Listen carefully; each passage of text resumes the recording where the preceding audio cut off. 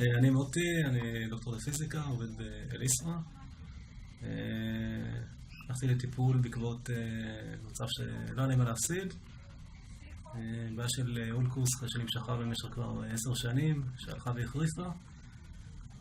ניסיתי הכל, כולל טיפולים ברפואה סינית, טיפולים סטנדרטיים, תרופות.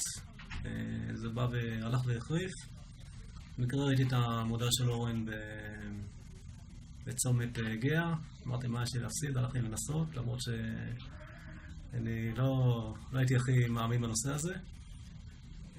באתי לטיפול אחד, באותו לילה כשישנתי הרגשתי חום בכל הגוף. במהלך התקופה, או בחודש מאז, חל שיפור ממש פלא אפשר להגיד, אני כמעט לא נזקק לתרופות. אולי פעם אחת או פעמיים, בעוד שלפני זה כמעט כל יום לקחתי טיפול תרופתי. רק לחזק את ידיו, באמת עשה לי עבודה נהדרת, ותודה רבה.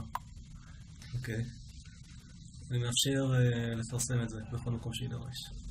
כדוקטור לפיזיקה לא האמנתי, אבל נדהמתי מהטיפול, התוצאות מדהימות.